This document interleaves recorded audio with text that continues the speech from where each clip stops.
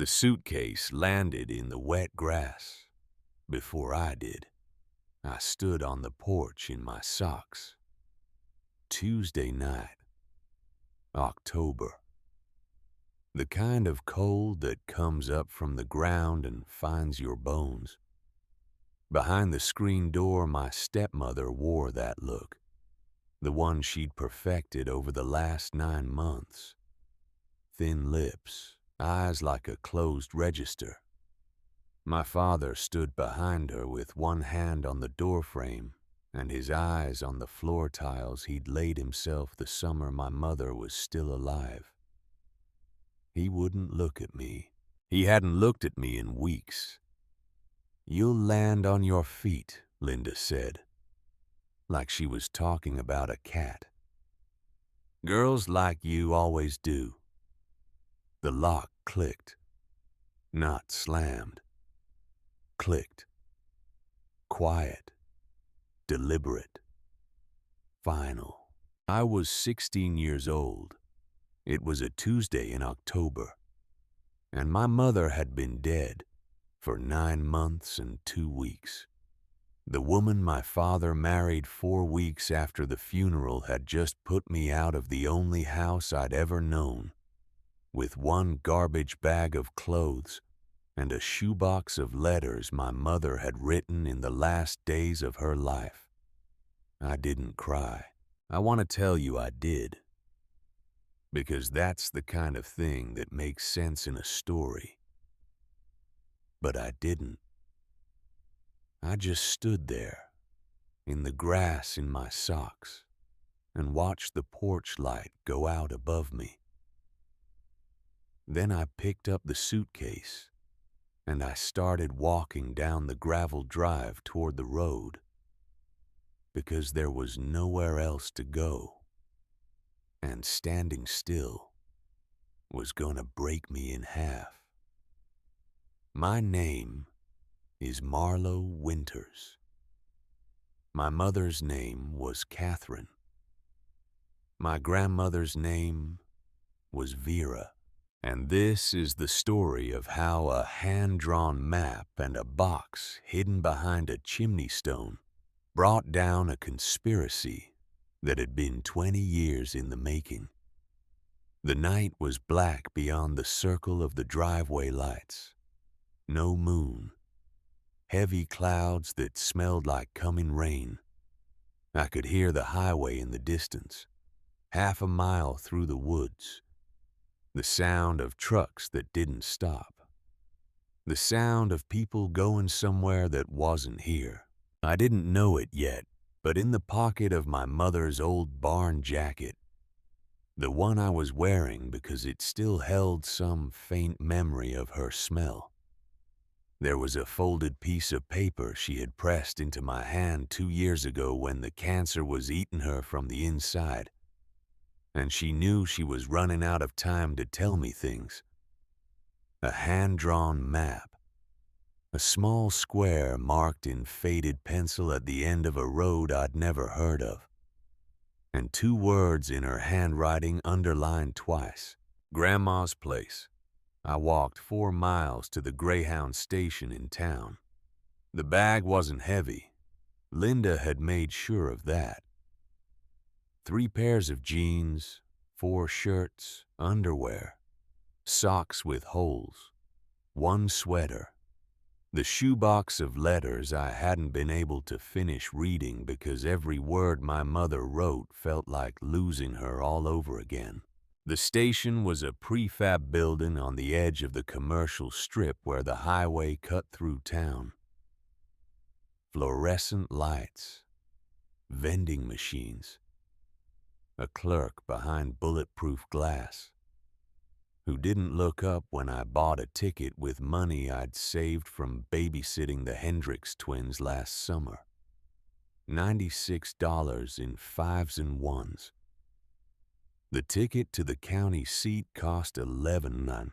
I sat on a plastic bench and waited for the bus and tried not to think about the fact that I had nowhere to go and no plan beyond a map I'd folded into my jewelry box 2 years ago and forgotten about until tonight. The bus came at midnight. I was the only passenger. The driver was a woman in her 50s with gray hair and a name tag that said, Donna. She looked at me in the overhead mirror as I took a seat 3 rows back.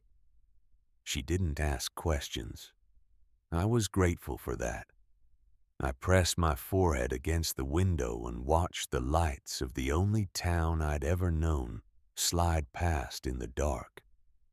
We rode in silence for an hour. The county seat was bigger. More lights, a courthouse with columns, streets that had names instead of numbers. The bus station was downtown in a building that looked like it had been beautiful once. Now it was just tired. I got off. The air was colder here, wetter. The clouds had followed me. A taxi would have cost more than I had left, so I started walking. 9 miles. That's what the map showed. 9 miles along a county road that didn't have streetlights or shoulder or anything except trees that pressed in close and the sound of my own breathing. I walked through the dark with the suitcase in one hand and the flashlight I'd thrown in at the last minute in the other. The beam was weak. The batteries were old. But it was enough to keep me on the pavement and out of the ditch. The barn jacket smelled like wood smoke and motor oil and something else. Something that was just my mother. I kept the collar up around my throat and I walked and I tried not to think about how I'd ended up here. But I couldn't stop thinking about it. My mother died on a Tuesday in January. Pancreatic cancer. Stage 4 by the time they found it. She had 3 months from diagnosis to the end. 3 months of hospitals and morphine and conversations we should have had years earlier but never did because we thought we had time. We didn't have time. 4 weeks after the funeral, my father married Linda Holloway. 4 weeks. Linda had appeared at our house 1 week after my mother died. She brought a casserole and a sympathy card and a way of standing in a kitchen that made it seem like she'd always been there. She was good at grief, fluent in it. She knew what to say and when to touch someone's arm and how to make herself useful in that quiet way that makes people grateful. My father was drowning. My mother had been the center of gravity in our house, the one who knew where things were and when bills were due, and how to make a home feel like something more than walls and a roof. Without her, my father was just a man standing in the wreckage with no idea how to rebuild. Linda rebuilt it for him. Within 2 weeks, she was at our dinner table every night. Within a month, she was using my mother's mixing bowls. By 6 weeks, she'd moved in. And at 8 weeks on a Saturday morning in March, my father told me they were getting married. "It's not what you think," he said. But it was exactly what I thought. He was lonely. She was there. And he was too broken to see what I saw. That she asked too many questions about my grandmother's cottage. That she went through my mother's papers when she thought I wasn't watching. That she smiled at me like we were friends, but her eyes never changed. The wedding was small. Just us and a justice of the peace, and 2 witnesses Linda brought from somewhere. I wore a dress my mother had bought me for 8th grade graduation. My father wore a suit that didn't fit right anymore. Linda wore white. After that, things changed fast. My mother's paintings came down off the walls. Her books went into boxes. Her rocking chair appeared on the curb one Tuesday morning with a sign that said, "Free." I took it off the curb and hid it in the garage, but Linda found it and it was gone the next day. I stopped arguing. I kept my head down, and I went to school and I came home and I tried to be invisible. Because being visible meant being in Linda's way. And being in Linda's way meant conflict. And conflict meant my father would stand in the middle with his hands in his pockets and his eyes on the floor and say nothing. Then I turned 16. 2 weeks later, Linda told me I needed to find somewhere else to live. "You're old enough now," she said, like it was a gift. "Time to be independent." My father stood behind her and said nothing. So here I was, walking 9 miles in the dark along a road I'd never been on with $85 left and a map to a place I'd only been to twice in my life and barely remembered. Blackstone Cottage. My grandmother Vera had lived there alone for 50 years. A stone house at the end of an unpaved track called Blackstone Road, 7 miles past the last mailbox in a farming valley nobody drove through unless they were lost or going home. Vera died when I was 9. I remembered her funeral better than I remembered my own mother's. My mother's funeral was a blur of casseroles and strangers, and grief so heavy it felt like being underwater. Vera's funeral was just me and my mother and an old man in a work jacket standing at the edge of a hole in a country cemetery, while a pastor I'd never met read from a book. The old man shook my mother's hand afterward and said something I didn't catch. Then he walked away and I never saw him again. After the funeral, Linda came to our house for the first time. She wasn't my stepmother yet, just a woman who'd been introduced to my father at some support group or church function, or wherever people who've lost someone go to find other people who've lost someone. She stood in our kitchen and told my mother the cottage should be sold. "It's just sitting there," she said. "Dead money." My mother had gone very still at the sink. She didn't turn around. She just said in a voice I'd never heard her use before, "It's not for sale, Linda. It's never going to be for sale." That was the only time I ever heard my mother speak sharply to anyone. 3 years later, when the cancer came for her, my mother spent her last weeks writing letters. Long ones, short ones, some on hospital stationery, some on the backs of grocery receipts. She wrote to her college roommate in Oregon, to an aunt in Vermont, to her hairdresser, to me. She put them all in a shoebox under her hospital bed and told me they were for after. But 1 week before she died, when the house was empty, and my father and Linda, who wasn't my stepmother yet, had gone to the pharmacy to pick up prescriptions that didn't work anymore, my mother called me into her room. She was small by then. The cancer had taken everything soft and left only angles and bones and eyes that were too big for her face. She put a folded piece of paper into my hand. "Marlo," she said, "if anything ever happens, if you're ever in trouble, you go to Grandma's place.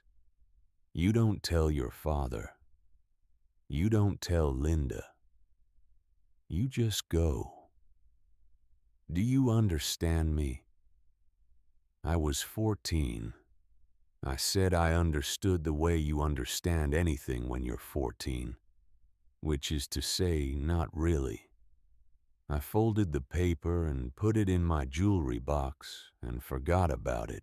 I forgot about it through the funeral, through the wedding 4 weeks later, through the long, slow unraveling of the house I grew up in. I did not forget about it the night I was put out on the porch. I remembered it standing there in the grass in my socks. And I went back up to the window of my old bedroom, which Linda had already started converting into a craft room. And I slid the window open and climbed in and got my jewelry box off the dresser before anyone came looking. The paper was still inside. The ink had faded, but the shape of the road was still there. And so were the two underlined words. Now I was walking that road in the dark with a dying flashlight and a suitcase that weighed more with every mile. The rain started just after 3 in the morning, not hard. Just a cold mist that settled on my jacket and my hair and made the road slick under my feet. I kept walking. There was nothing else to do. The trees on either side were black shapes against a black sky. No houses, no lights, just the road and the rain and the sound of my own footsteps. I found Blackstone Road just before 4. The mailbox was rusted through and leaning at an angle. The name Winters was still visible in faded paint. The road beyond was dirt and gravel and ruts deep enough to bottom out a car. I turned onto it. The cottage was exactly where my mother had drawn it. Small, square, dark, set back in a clearing ringed by old sugar maples that had dropped half their leaves. The roof sagged at one corner. The windows were boarded. The door was a slab of oak with an iron latch and a padlock that looked like it had been there for years. But the key was under the flat stone by the step. Exactly where my mother's map said it would be. Exactly where it had been waiting for 7 years for a granddaughter nobody expected to need it. I unlocked the door. The hinges groaned, rust and disuse. The air inside smelled like cold stone and old wood smoke and something faint and herbal. Lavender, maybe. Or sage. It took me a minute to realize what it was. It was my grandmother. 7 years later, and the house still held her smell.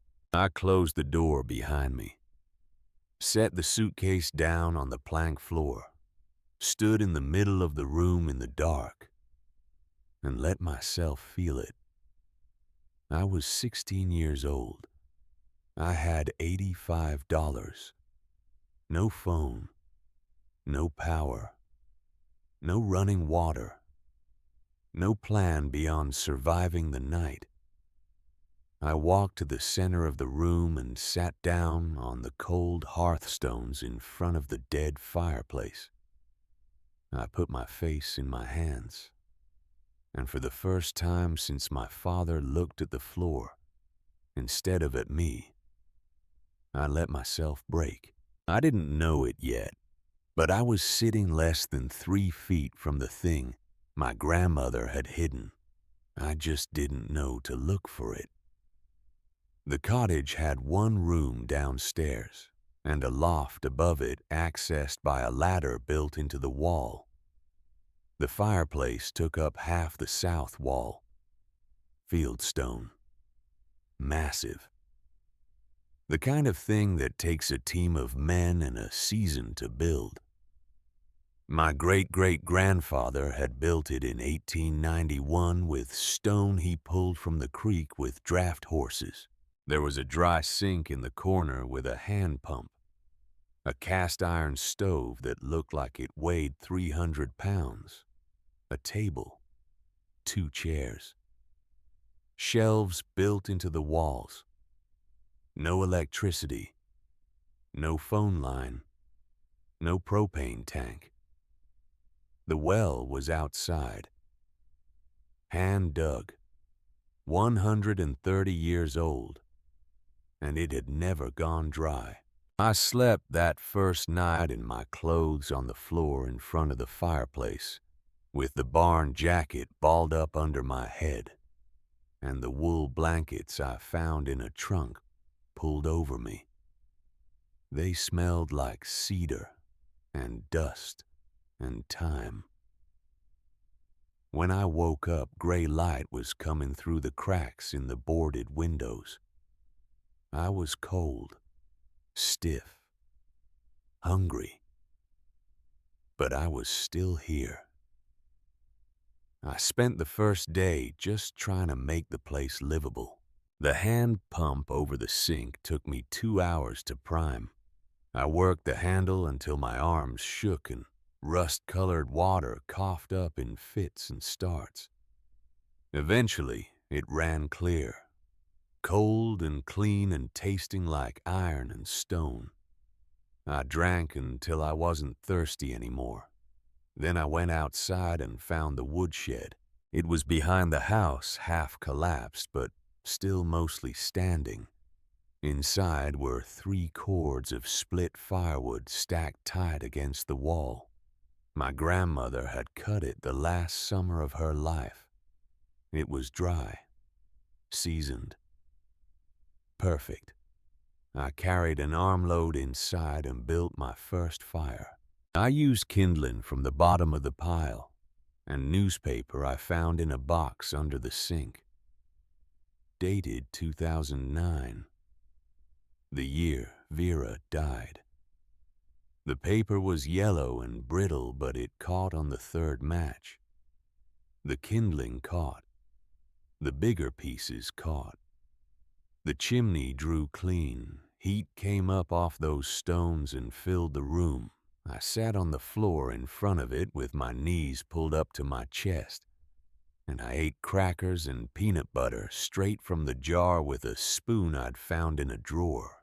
For the first time in 9 months and 2 weeks, I felt something that wasn't grief or fear. I felt for about 6 minutes like I might survive this. Then I realized I had no food beyond what I brought, and no money to buy more, and no idea how I was going to make this work beyond today. I pushed the thought away. Today was enough. The next morning I walked to town, 9 miles back the way I'd come, then another 3 along a state route to a place called Ridgemont. Population 461 according to the sign. 1 stoplight, a town square with a post office and a general store, and a diner that looked like it hadn't changed since 1975. I went into the general store. The man behind the counter was somewhere in his 60s, flannel shirt, work boots, the kind of face that spent a lifetime outside.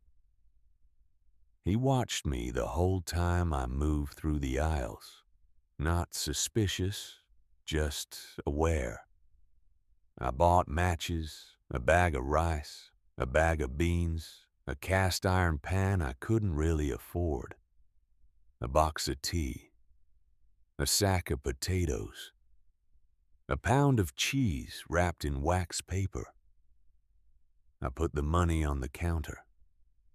$73 left.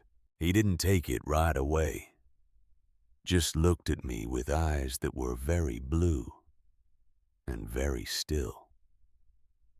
"You're Catherine's girl," he said. I looked up. "Yes, sir." He nodded slowly, didn't smile, picked up my money and rang me up and put the groceries in a paper sack. "You tell your grandmother I said hello," he said. I stared at him. "She passed, sir, 7 years ago." "I know she did," he said. "You tell her anyway."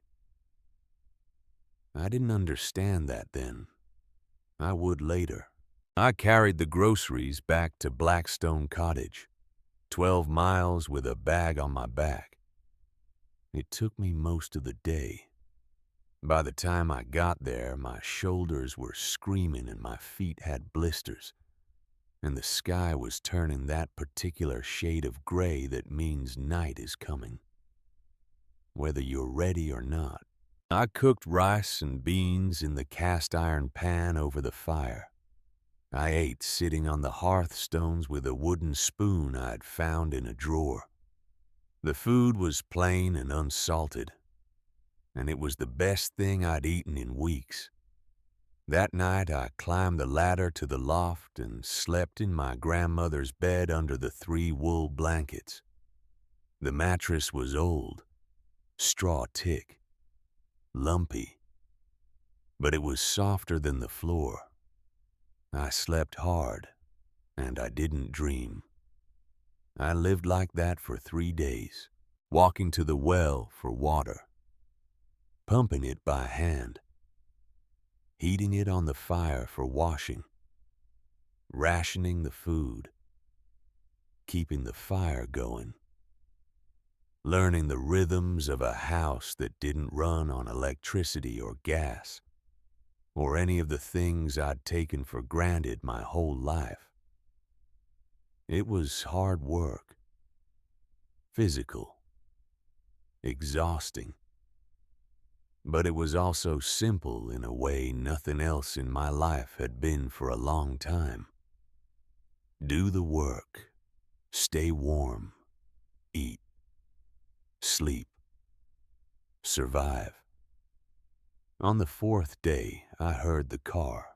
I was sitting on the porch steps in the pale afternoon sun, mending a hole in my jeans with needle and thread I'd found in a sewing basket when I heard the engine, slow, deliberate, coming up the dirt track.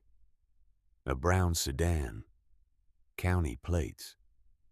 A man in a tie got out, mid-40s, thin in hair, a leather folder under his arm. He walked up to the porch and looked at me with the expression of someone doing a job he doesn't particularly want to do, but has to anyway. "Marlowe Winters," he said. Not a question. I didn't answer. "I'm Don Vickery, County Assessor's Office." He pulled a card from his pocket and held it out. I didn't take it. "I'm going to need you to step outside, please." I am outside. Off the property, I mean. Why? Because this property is currently in probate dispute, Miss Winters, and there's some question as to whether you have the legal right to be here.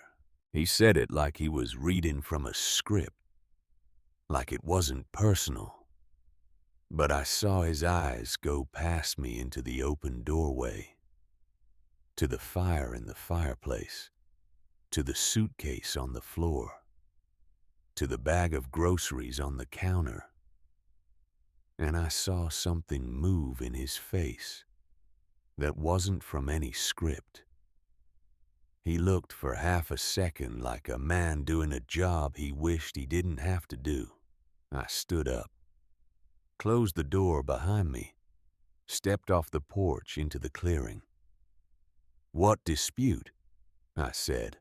He opened the folder, pulled out a document, held it so I could see the county seal. "According to paperwork filed 2 weeks ago by your stepmother's attorney, the estate of Vera Winters is being opened for review.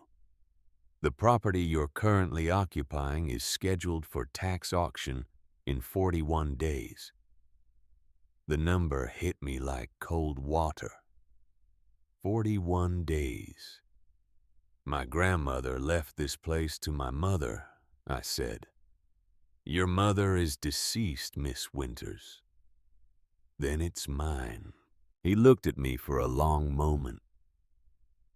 His face did that thing again, the thing that wasn't on the script. Miss Winters, he said quietly. I'm not supposed to tell you this, but there's no will on file at the county clerk's office for your grandmother. There never was. The cottage has been sitting in a kind of legal limbo for 7 years because your mother never opened probate on it. He paused, looked down at his folder like he was reading something he didn't want to read out loud.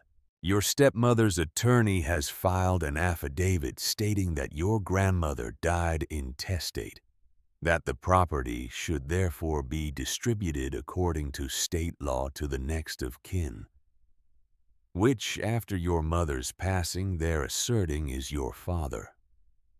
He stopped, swallowed. And your father has signed an instrument of sale. The world went very still. To who? I said. A holding company registered in Delaware. Moss Ridge Land Holdings, LLC.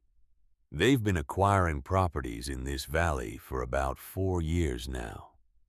He closed the folder. I'm sorry, Miss Winters. You have 41 days. He walked back to his car, got in, drove away. I sat on the porch for a long time after the sedan disappeared down the track. The fire went out behind me. The sun went down. The sugar maples dropped another handful of leaves into the clearing. I didn't move. I was 16 years old. I had 41 days to stop a sale that had already been signed by my own father. I had no lawyer, no money, no proof of anything, and no legal standing I was aware of. I had a map, a shoebox of letters I still hadn't read all the way through, and a grandmother who'd been dead for 7 years. Around midnight, I went back inside. I lit a lamp, sat on the hearthstones with the shoebox in my lap, and I started reading my mother's letters, not the ones to other people, the ones to me. There were 11 of them. I'd read the first 3 the week after she died.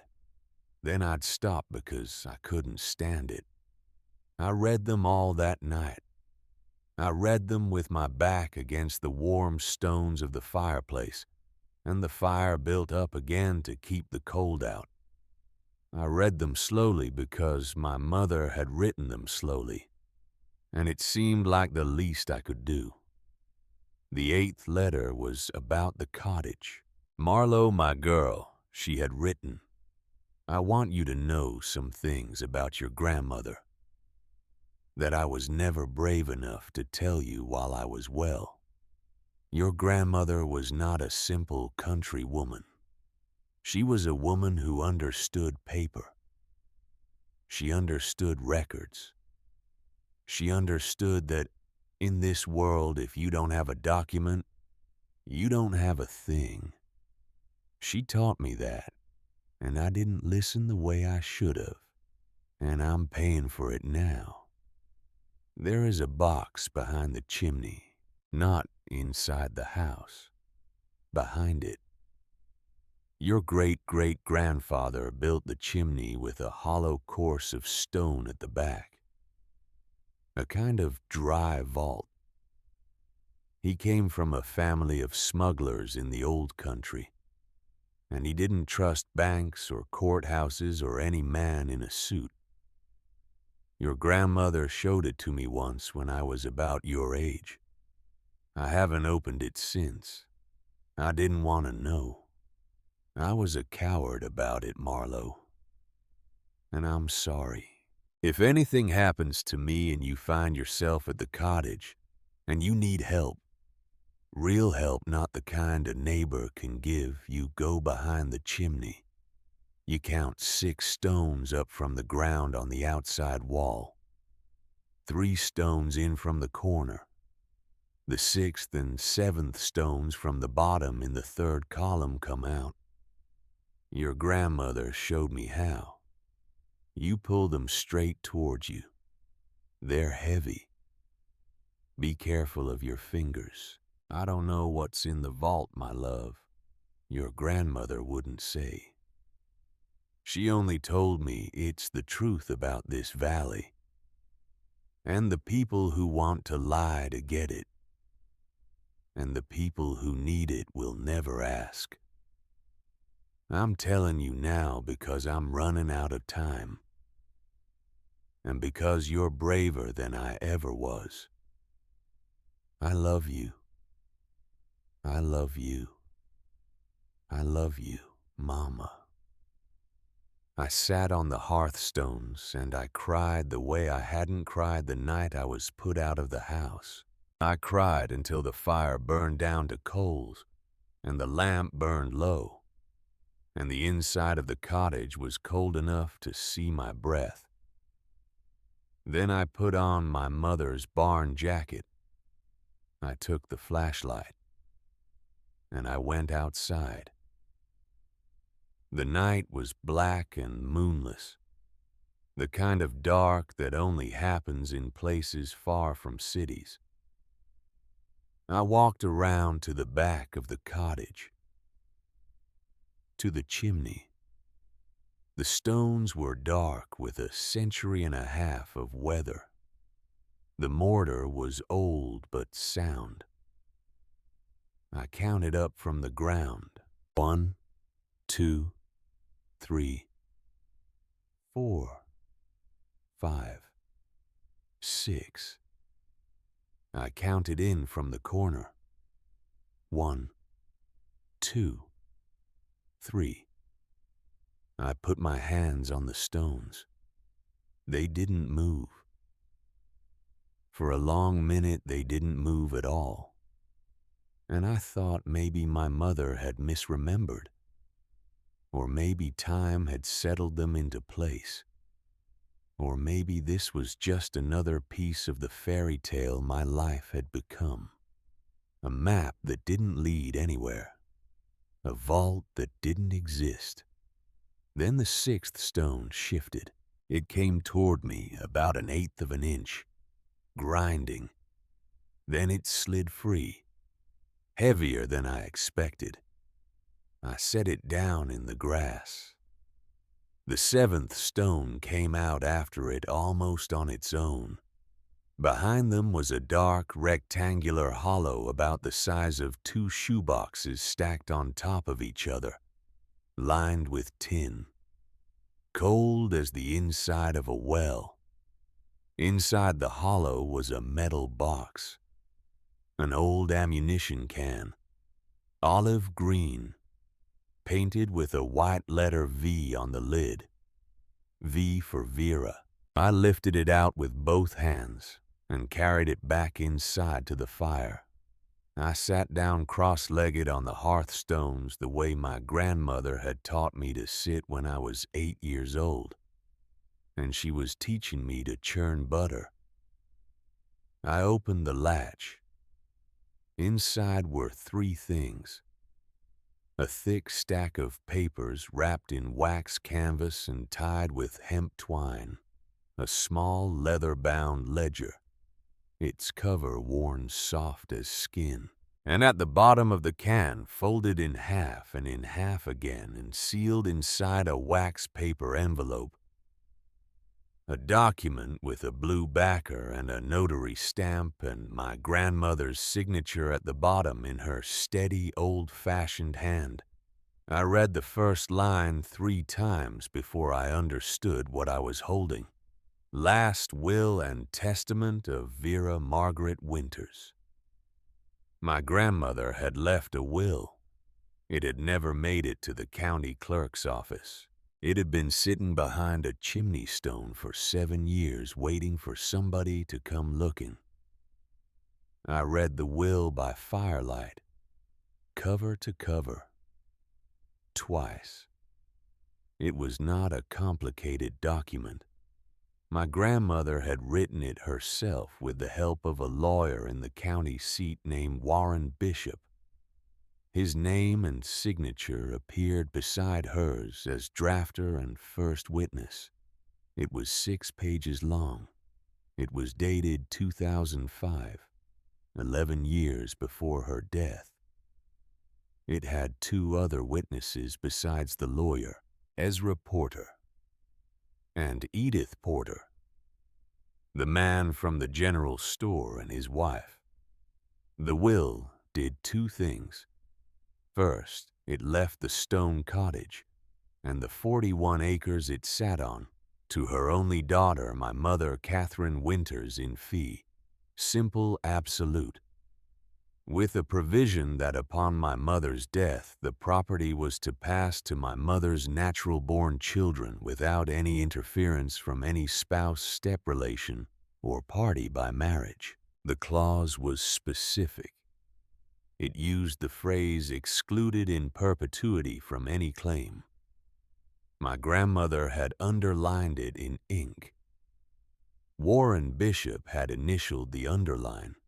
Second, and this was the part that took me a while to understand, the will referenced a second document, a trust instrument.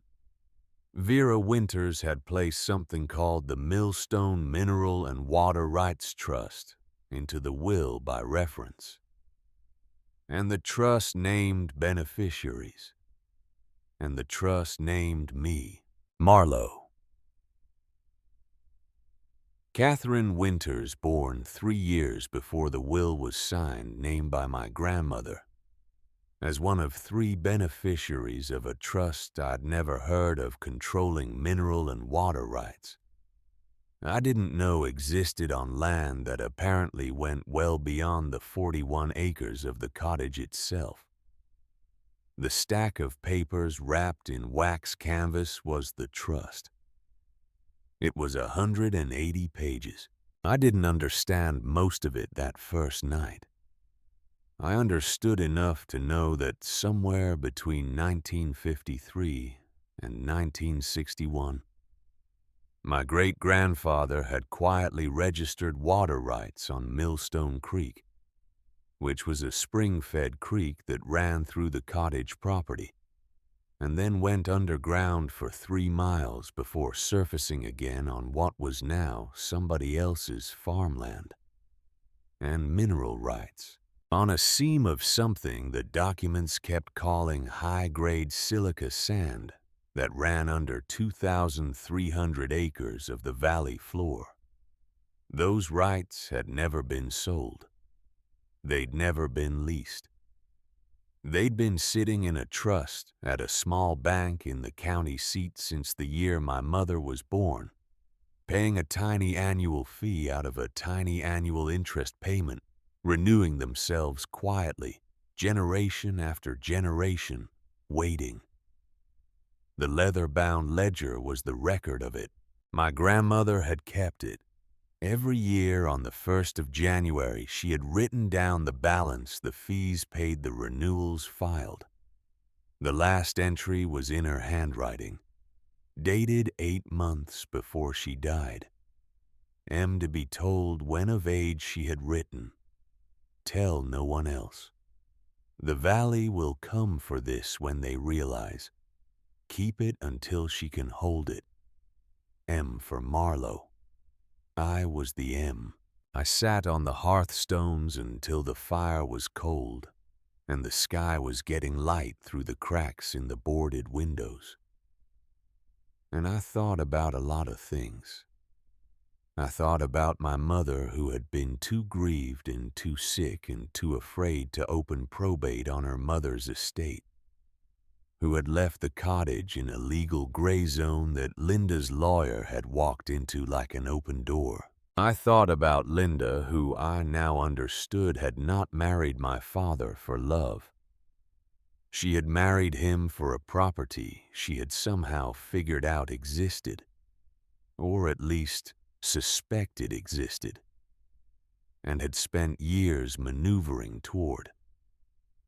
I thought about Moss Ridge Land Holdings in Delaware, which I now understood was not a real estate company.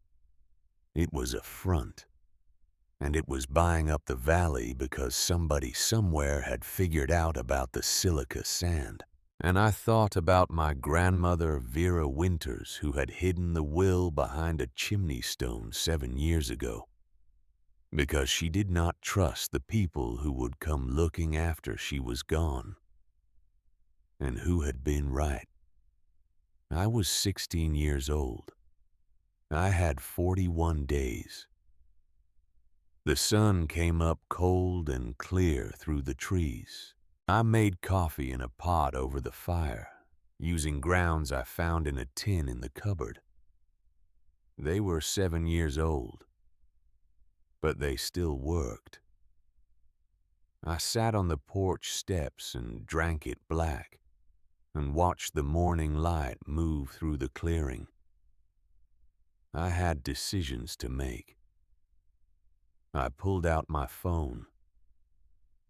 It had been off for days to save battery. I turned it on. No signal. I walked to the edge of the property where the trees opened up and I could see the state route in the distance. 1 bar. I opened the browser and I typed in 3 words. Linda Holloway Moss Ridge. The results loaded slow. But they loaded. LinkedIn profile. Professional history. Employment. Keller Maddox and Drew. Paralegal. 2009 to 2015. I clicked through to the law firm's website. Areas of practice. Real estate. Corporate acquisitions. Trust and estate law. Client list. Moss Ridge Land Holdings, LLC. I sat down in the wet grass at the edge of my grandmother's property, and I stared at the screen until it went dark. Linda had worked for the law firm that represented Moss Ridge for 6 years. She'd quit in 2015. The same year she met my father. The same year my mother was diagnosed. The year before my mother died, and Linda married my father 4 weeks after the funeral. It wasn't a coincidence. It was a plan. And I was the only thing standing in the way of it. I spent the next 3 days teaching myself trust law, not from books. I didn't have books. I had the 180 pages my grandmother had left me, and a phone with 1 bar of signal. That only worked if I stood at the edge of the property near the old fence line, where the clearing met the woods. I read every page, some of them 3 times. I looked up words I didn't know. Severed mineral rights. Fee simple determinable. Riparian doctrine. Rule against perpetuities. The language was dense and old-fashioned and built to make sure people like me stayed confused. But I wasn't confused anymore. I was angry. The trust had been established in 2003, the year I was born. My grandmother had named me as a beneficiary when I was 3 years old, before she'd even written the will. She'd known even then that this was coming, that someone would come for the land, that they'd come with lawyers and paperwork and smiles that didn't reach their eyes, and she'd build a wall to stop them. The silica sand rights covered 2,300 acres. Most of it wasn't Winter's land. It was farms and woodlots and parcels that had been sold and subdivided a dozen times over the last century. But the mineral rights had never transferred. They'd stayed with the original deed. With my great-grandfather's claim filed in 1957 and renewed every year since. Whoever owned the surface owned dirt and trees and the right to build a house. Whoever owned the mineral rights owned everything underneath. And my grandmother owned everything underneath. I sat on the porch with the trust documents spread out around me, and I made a list. Every property Moss Ridge had purchased in the last 4 years. I pulled the information from county records online. It took hours. The connection was slow and kept dropping. But I got it. 17 parcels. Farms mostly. A few woodlots. One abandoned quarry. All of them sat on top of the silica seam. They'd bought the surface for pennies because the farms were failing, and the owners were old, and nobody wanted land that far from anywhere. But they hadn't bought it for farming. They'd bought it for what was underneath. Except they didn't own what was underneath. I did, or would, when I turned 25. That's what the trust said. Until then, it was managed by the trustee, a bank in the county seat, Millfield Savings and Trust. I called them. The line rang 8 times before someone picked up. I need to speak to someone about the Millstone Mineral and Water Rights Trust, I said. Silence on the other end. I'm sorry, who is this? Marlowe Winters, I'm a beneficiary. More silence. Then, can you hold, please? I held for 6 minutes. Then a man's voice came on, older, careful. Miss Winters, this is Gerald Kemper. I'm the senior trust officer. I have to say we weren't expecting to hear from you for another 9 years. I found my grandmother's will, I said. Ah. A pause. Where are you calling from? Blackstone Cottage. Another pause. Longer this time. Miss Winters, does anyone else know you found the will? Not yet. Keep it that way, he said. And call Warren Bishop. He's the attorney of record. He'll know what to do. He gave me the number and hung up. I stood there at the edge of the clearing with the phone in my hand and the morning sun cold on my face. And I thought about my mother's letter. Real help. Not the kind a neighbor can give. I needed a lawyer. But first, I needed to understand what I was walking into. I walked to Ezra Porter's farm the next morning. The ammunition can was heavy. I wrapped it in my mother's barn jacket so no one could see what it was, and I carried it against my chest like a child.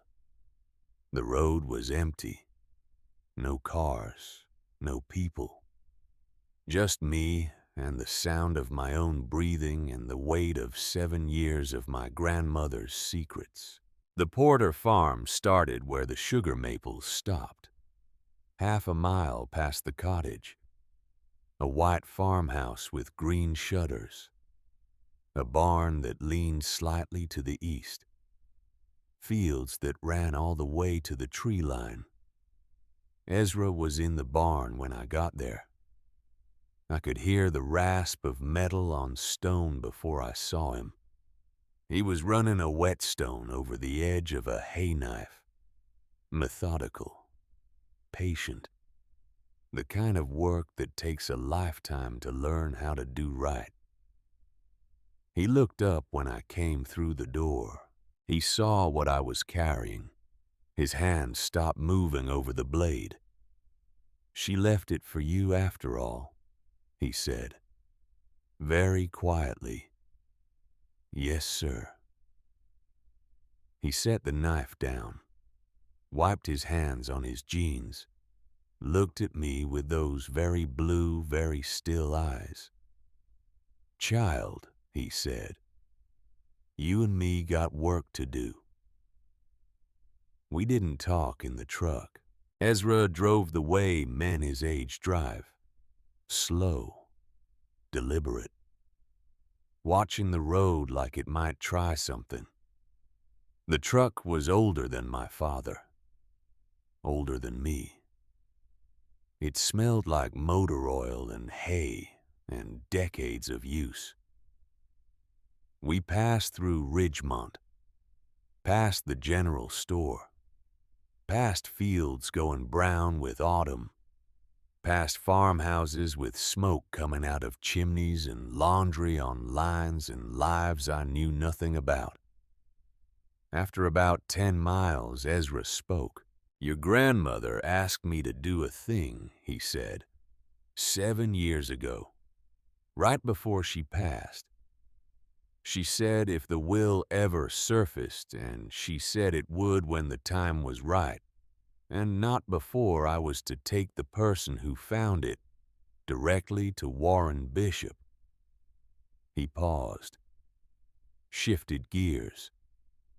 Not to the county clerk, not to any lawyer in Ridgemont, not to anybody who'd been in this valley less than 30 years, directly to Warren. "Is he still alive?" I asked. Ezra almost smiled. "Warren Bishop is 79 years old. He plays chess at the senior center on Thursdays. And the last lawyer who tried to put one over on him wound up writing a letter of apology to the state bar. He's still alive." Why did my grandmother trust him? Because he's the only lawyer in 3 counties who isn't for sale. We drove the rest of the way in silence. The county seat was bigger than Ridgemont, but not by much. A courthouse with columns that needed painting. A town square with diagonal parking and meters that still took coins. Buildings made of brick that had been there since before anyone could remember. Warren Bishop's office was on the 2nd floor of one of those buildings, across from the courthouse. The door had a frosted glass panel with his name on it in gold paint that had been applied in 1964 and never touched up. The waiting room had 2 chairs and a rubber plant that looked older than I was. The woman at the desk was about Warren's age. Gray hair pulled back, reading glasses on a chain. She looked at me over those glasses and something in her face shifted. "You must be Catherine's daughter," she said. "Yes, ma'am. He's been expecting you since you were 9 years old." She stood up, knocked once on the inner door, opened it without waiting for an answer. "Warren, she's here." The office was small, books on every wall, floor to ceiling. A desk made of oak that had been old when my grandmother was young. And behind the desk, a man who was small and stooped and had eyes the color of river ice. Warren Bishop. He looked at me, then at the ammunition can I was still holding, then at Ezra standing behind me. He didn't say anything, didn't react. He just reached across the desk and put one hand flat on top of the can. Then he closed his eyes. He stayed like that for a full minute. When he opened his eyes again, they were wet. "Miss Winters," he said. His voice was steady. "I need you to tell me very precisely everything that has happened to you in the last 10 days. So I did. I told him about the porch, the socks, the suitcase in the wet grass, my father's eyes on the floor, Linda's face through the screen door, the lock clicking shut. I told him about the Greyhound station and the walk through the dark, and finding the cottage exactly where my mother had drawn it. I told him about the 3 days of survival, the hand pump, the fire, the walk to Ridgemont. I told him about Don Vickery and the brown sedan and the folder with the county seal. 41 days. I told him about my mother's letters, about the 8th one, about the vault behind the chimney and the 6th stone and the 7th stone, and the hollow lined with tin. I told him what I'd found. He took notes on a yellow legal pad, old-fashioned cursive. He didn't interrupt. When I got to the part about the tax auction, his pen stopped moving. 41 days, he repeated. Yes, sir. He set the pen down, folded his hands on the desk. Miss Winters, he said, the documents you've brought into this office this afternoon are going to do a great many things over the next several weeks. I'd like you to understand them, because you're 16 years old and this is your life, and I am not going to talk over your head. Is that acceptable? Yes, sir. He opened the ammunition can, took out the will, read it slowly, took out the trust documents, read the first 20 pages, took out the ledger, opened it to the last entry, read my grandmother's handwriting. Then he looked at me. First, he said, your grandmother's will properly probated, which I can begin filing within the hour, supersedes any claim your stepmother's attorney has made about intestacy. The cottage and the 41 acres belonged to your mother at the moment of your grandmother's death, whether probate was opened or not. Upon your mother's death, those 41 acres and that cottage passed directly to you by the terms of this will, with an explicit exclusion of any step relation. He paused. Your father cannot sell that property. He never could. Any instrument of sale he signed is void on its face. I must have made a sound because he raised his hand. Second, he said, the trust. This is where things become significantly more interesting. He turned the trust documents so I could see them.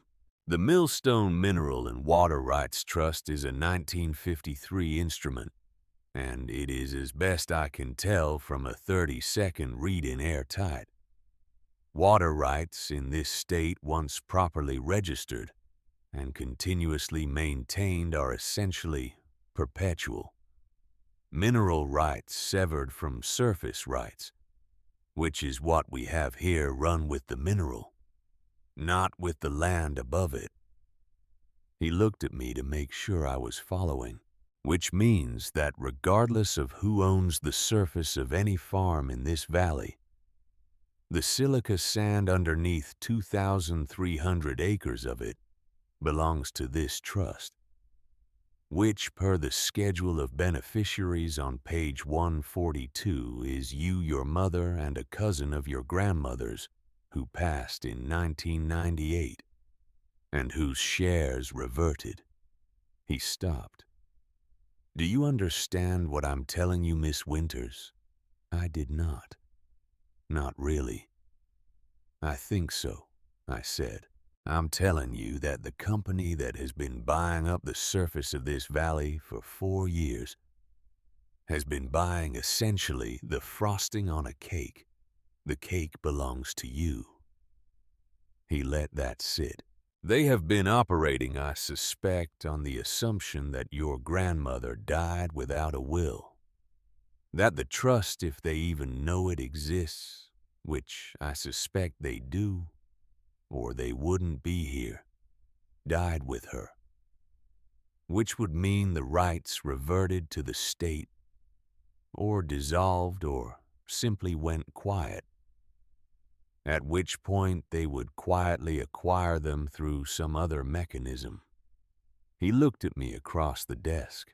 Miss Winters, high-grade silica sand is the primary raw material for optical glass semiconductors and fiber optics. The seam under this valley, based on surveys I've seen referenced in regional geological reports over the years, is one of the largest high-purity deposits east of the Mississippi. He paused. I cannot tell you what the rights are worth. I can tell you that Moss Ridge Land Holdings would not be spending what they've been spending if the number were less than 8 figures. The room went very quiet. I said, "Sir, my stepmother put me out of the house on a Tuesday in my socks." I know she did, Miss Winters.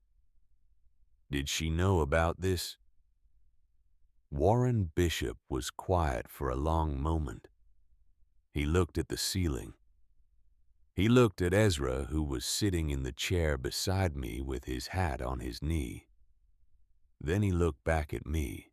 "Miss Winters," he said, "your stepmother's maiden name is Linda Holloway. Before she married your father, she worked for 7 years as a paralegal at a law firm in the state capital, Keller Maddox and Drew. They represent, among other clients, Moss Ridge Land Holdings." I already knew this, but hearing him say it out loud made it real in a way it hadn't been before. "How long have you known?" I asked. "I've suspected since the affidavit was filed 2 weeks ago. The firm name was on the paperwork. I made some calls. Confirmed it this morning." He leaned forward. "Miss Winters, I need you to understand something. What your stepmother did marrying your father, to position herself to acquire this property, that's morally reprehensible. But it's not necessarily illegal. People marry for all kinds of reasons. Bad reasons. Selfish reasons. Reasons that have nothing to do with love." He paused. "What is illegal is filing a false affidavit claiming your grandmother died intestate when she did not. What is illegal is using her position at a law firm to access information about the trust that she then used for personal gain. What may be illegal, and we'll need to investigate this, is whether she had knowledge of these mineral rights before she ever met your father." He closed the folder. "If she did, Miss Winters, if she married him as part of a larger plan to acquire these rights, that's fraud. And fraud is a crime." Warren moved fast. By 9 the next morning, he'd filed the will with the county clerk. By noon, he'd filed an emergency petition with the probate court. By 2, he'd filed a les pendens on the cottage property, which he explained was a legal instrument that basically nailed a notice to the courthouse door saying this property is in dispute. Do not even think about selling it. By the end of the week, the tax auction had been canceled. The instrument of sale my father had signed had been declared void, and Moss Ridge Land Holdings had received a certified letter informing them that every surface transaction they had completed in the valley over the last 4 years was subject to a mineral rights trust they had apparently neglected to investigate. They were invited to send a representative to a deposition at Warren Bishop's office at their earliest convenience. Linda received a separate letter. It informed her that a petition had been filed to contest the action she had taken with respect to the estate of Vera Winters, that her prior employment with the law firm of Keller Maddox and Drew, which had represented Moss Ridge Land Holdings, was now a matter of record in the probate filing, and that she would be called to testify under oath as to her knowledge of the Millstone Trust at the time of her marriage to my father. I was at Blackstone Cottage when the response came. It was dark, late. I'd been asleep in the loft when I heard the truck. Not Ezra's truck. I knew the sound of Ezra's engine. This was different, bigger. Diesel. It came up the track slow and stopped at the edge of the clearing where the headlights couldn't reach the cottage. I climbed down from the loft and looked out through a crack in the boarded window. The truck sat there, engine running, lights off now, just sitting. I couldn't see who was inside. After about 5 minutes, it backed up, turned around, drove away. It came back the next night. Same time, same place. Sat there for 10 minutes with the engine idling, then left. The third night, Ezra was there when it came.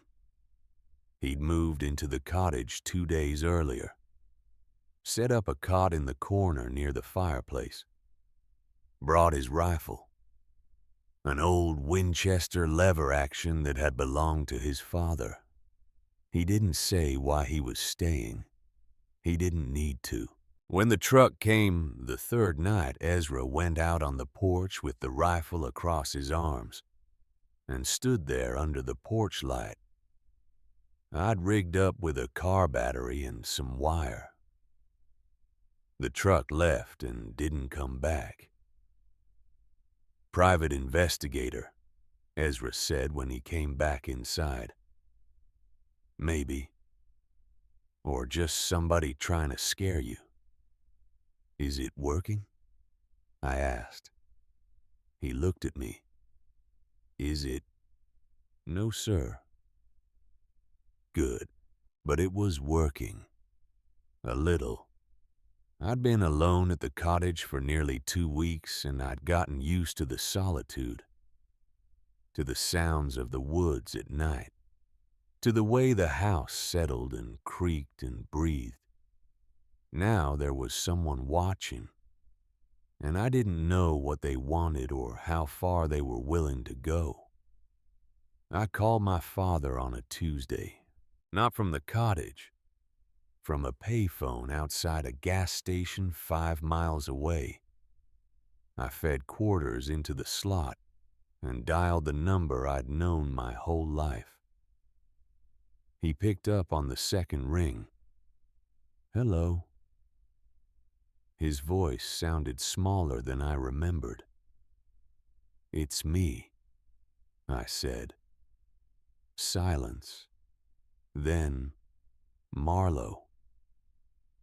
"Jesus, where are you? Are you safe?" "I'm fine." "Linda said you left. She said you just took off. We didn't know where you went. I was going to call the police if we didn't hear from you by tomorrow." I almost laughed. "Don't." "Marlo, please, come home. Whatever's going on, we can figure it out." "I need to see you," I said, "but not at the house."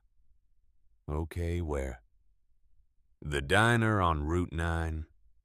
Tomorrow, noon." "I'll be there."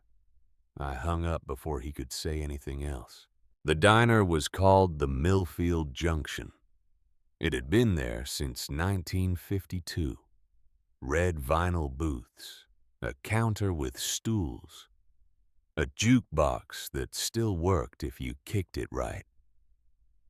I got there early and sat in a booth in the back where I could see the door.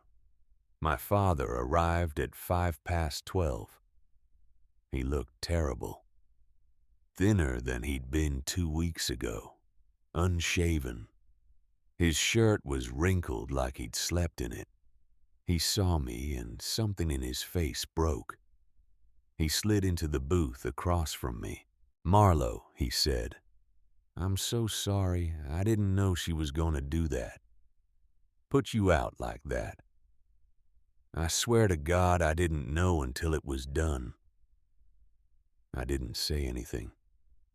"She told me you'd be better off independent, that you needed space, that you were old enough to be on your own." I should have stopped her. I should have said something. But I didn't, and I'm sorry. He looked at his hands. "I've been a terrible father. Since your mother died. I know that. I couldn't. I didn't know how to do it without her. And Linda was there. And she seemed to know what to do, and I let her." "Did you know about the cottage?" I asked. He looked up. "What about it? Did you know Linda wanted it? She mentioned it a few times, said it was just sitting there, that we should think about selling it. I told her no. Your mother made me promise never to sell it. I wasn't going to break that promise. But you signed papers," I said. He blinked. "What papers?" "An instrument of sale for the cottage to a company called Moss Ridge Land Holdings." His face went blank. "I never signed anything like that." I pulled out the copy Warren had given me, slid it across the table. He read it. His hands started shaking. I didn't. I never signed this." But I could see in his eyes that he wasn't sure, that there had been papers, that Linda had brought him papers to sign, and he'd signed them without reading because he trusted her, and because he was drowning and she was the only thing keeping him afloat. "What is this about Marlo?" So I told him. I told him about the vault, the will, the trust, the silica sand worth 8 figures, the mineral rights my grandmother had protected for 3 generations. I told him about Linda's job at Keller Maddox and Drew, about Moss Ridge, about the timeline, about how she'd worked for the law firm that represented the company buying up the valley from 2009 to 2015, about how she'd quit in 2015, the same year my mother was diagnosed, about how she'd appeared at our house 1 week after my mother died, about how she'd married him 4 weeks after the funeral. He listened without interrupting, and I watched his face do something I'd never seen a grown man's face do. It cracked. Not dramatically, just a small crack right across the middle, as everything he'd told himself about the last year and a half stopped being something he could tell himself. "She married me for the land," he said quietly. "Yes." He put his hands over his face. We sat there for a long time. The waitress came by twice to refill my water and once to ask if we wanted to order. We didn't. Finally, my father looked up. "What do you need from me?" he asked. "The truth, under oath, when the time comes." He nodded. You'll have it, and I need you to leave her." He looked at me. "I already did. I moved out 3 days ago. I'm staying at a motel on Route 9. Something in my chest loosened. "Okay," I said. He reached across the table like he was going to take my hand, then stopped. "Can I ask you something?" he said. "Yes." "Are you safe where you're staying?" "I'm at the cottage. Alone. Ezra Porter is staying with me." My father nodded. He knew who Ezra was. Everyone in the valley knew who Ezra was. "Good," he said. "That's good." We sat there a while longer. Then I stood up. "I have to go. Will you call me? Let me know you're okay." "I'll try." I walked out of the diner and I didn't look back. That night I went through my mother's letters again. All of them. Not just the ones to me. The ones to her college roommate. To her aunt in Vermont. To her hairdresser. I read them slowly, looking for something I might have missed. I found it in a letter to her aunt. It was dated 6 months before my mother died. She was writing about the cottage, about how Linda kept bringing it up, about how she'd suggested my mother sign some preliminary paperwork to make the eventual transfer easier. I asked to see the papers before I signed my mother had written. Linda said she'd have them drawn up. But when they came, something felt wrong. The language was too complicated, too many clauses. I read it 3 times and I still didn't understand it, so I signed it. Then I crossed it out, and I wrote no at the bottom. Keep for Marlowe. I told Linda I'd changed my mind. She got upset. Said I was being difficult. Said I was making things harder than they needed to be. I haven't brought it up since, but I don't trust her. There's something in her eyes when she talks about the cottage, like she's calculating something I can't see. At the bottom of the letter was a note in different ink. Added later. I found the papers in the trash. Linda had taken them. I made a copy, just in case. I flipped through the rest of the letters. At the very bottom of the shoebox, underneath everything else, was a carbon copy of a quitclaim document. Preliminary transfer of real property. It had my mother's signature at the bottom, and then a line crossed through it, and the word no. And underneath that, in my mother's handwriting, keep for Marlowe. But stapled to the back was another copy, the same document, with my mother's signature. No line through it. No. Just the signature. Linda had forged it. She'd kept the unsigned page, traced the signature, created a document that looked like my mother had agreed to transfer the cottage. A document that was never filed because my mother died before it could be. But a document that proved Linda had been planning this since 2015. Since before my mother died.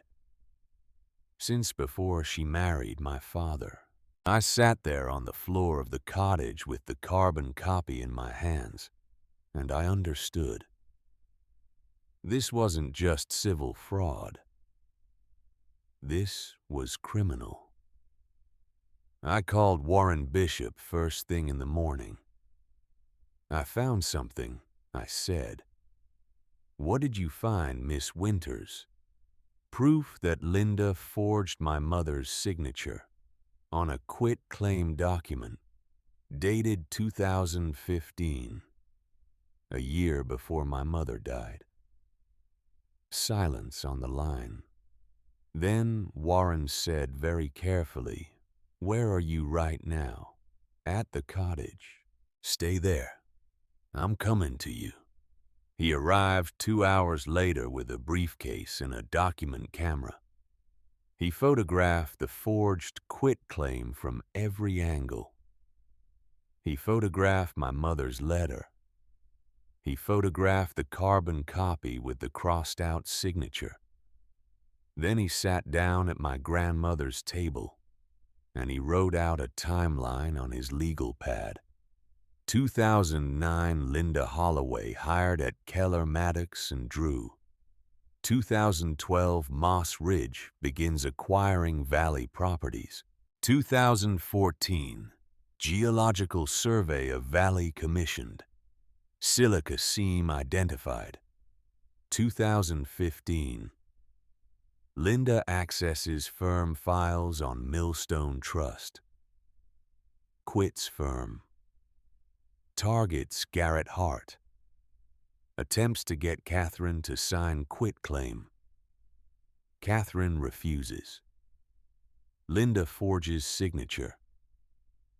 Early 2016, Catherine dies. 4 weeks later, Linda marries Garrett. 2016. Linda begins maneuvering cottage toward tax auction. 2 weeks before Marlo turns 16, Linda files intestacy affidavit. The day Marlo turns 16, Linda evicts her. Warren looked up from the pad. "Miss Winters," he said, "this is conspiracy to commit fraud. This is forgery. This is potentially wire fraud. If she used email or phone to coordinate with Moss Ridge, this is a criminal case. What do? We take this to the district attorney, and we let him decide whether to bring charges." He paused. "But I want you to understand something. Criminal charges take time. Months, maybe years. The probate case getting the cottage secured, protecting your rights to the trust that we can do now. That's civil. That's fast. Do both," I said. He looked at me for a long moment. Then he nodded. "All right then. We do both." The deposition was scheduled for 11 days later. Moss Ridge sent 3 lawyers from Philadelphia. They arrived in a black SUV with tinted windows. They wore suits that cost more than my truck. They brought briefcases made of leather that looked like it had never seen weather. Warren had me there, and Ezra, and a geologist from Penn State who'd written his dissertation on the Millfield Silica Formation. We met in a conference room at the courthouse. Long table, fluorescent lights, a court reporter with a stenography machine.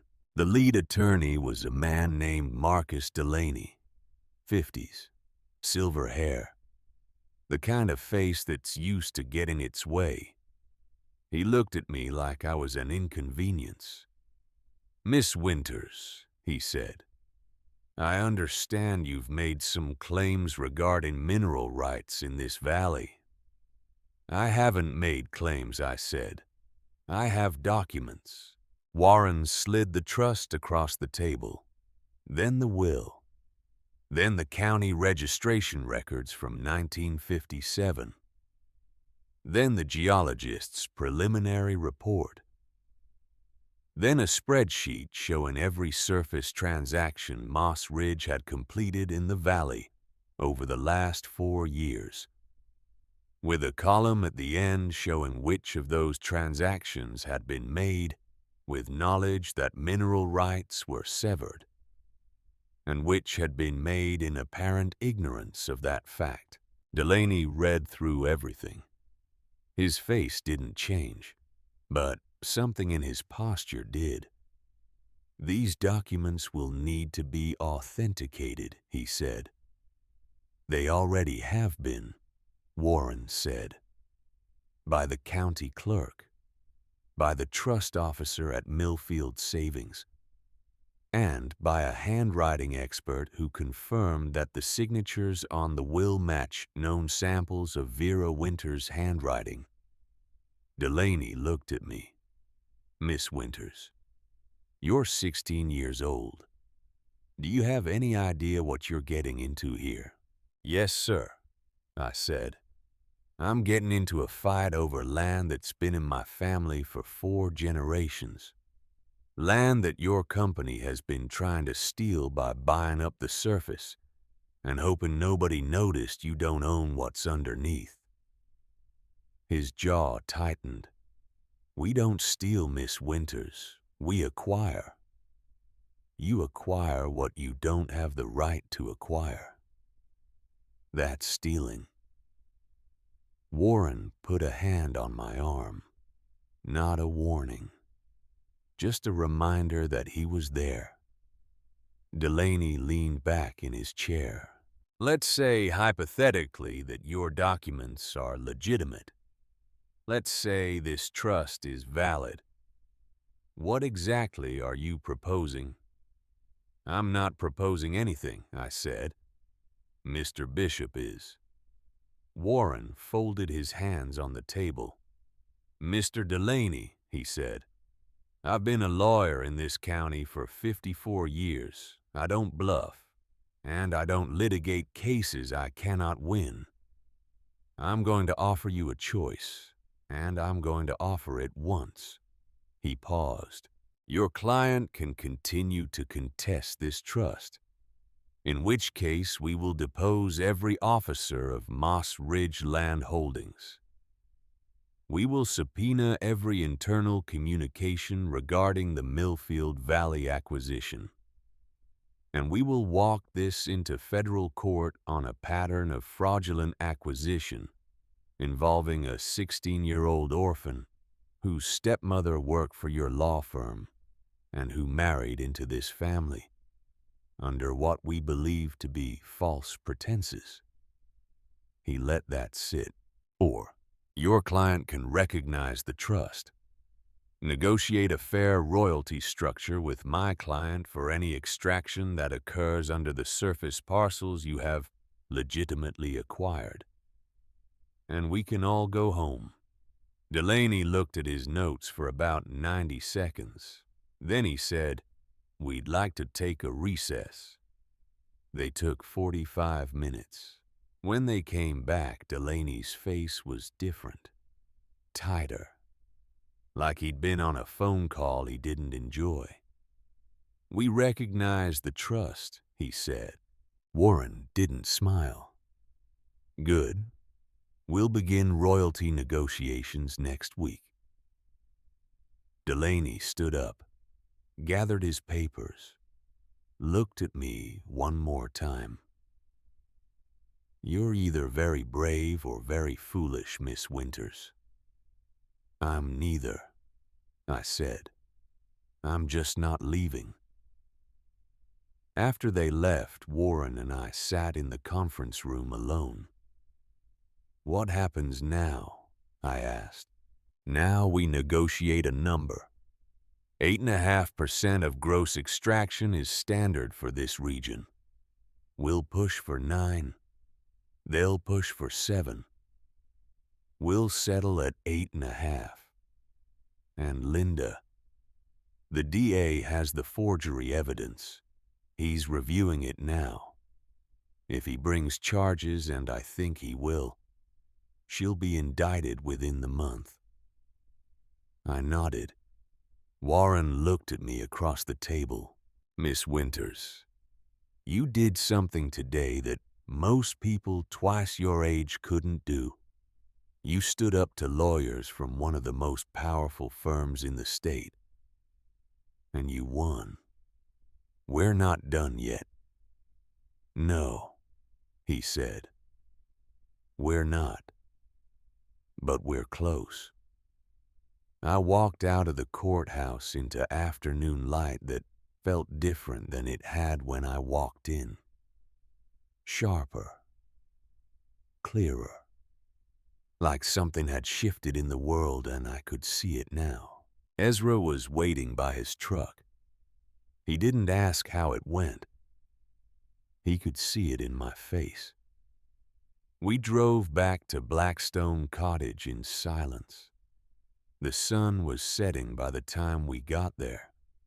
The clearing was full of long shadows and golden light. The cottage looked the way it must have looked 100 years ago, when my great-great-grandfather first built it. Small, solid, standing. I stood on the porch and looked out at the trees, and I thought about my grandmother, about how she'd known this day was coming, about how she'd prepared for it, about how she'd hidden the truth where only someone who loved her enough to read her instructions could find it, and about how she'd been right. The valley had come for it, and I was holding it. I didn't wait for Warren to contact the district attorney. I called him myself. The number was on the county website. I used the payphone at the gas station again, fed quarters into the slot until I had enough for a long conversation. Millfield County District Attorney's Office. I need to speak to the DA. My name is Marlo Winters. It's regarding a criminal matter. There was a pause. Then, can you tell me what this is in reference to? Forgery, fraud, conspiracy, and a woman who married my father to steal land worth 8 figures. Another pause, longer this time. Hold, please. I held for 3 minutes. Then a man's voice came on. Deep, careful. This is D.A. Robert Lansing. Who am I speaking with?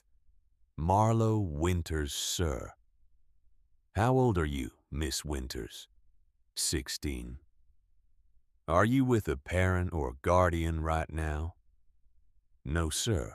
I'm alone, and I have evidence of a crime I think you need to see. Silence on the line.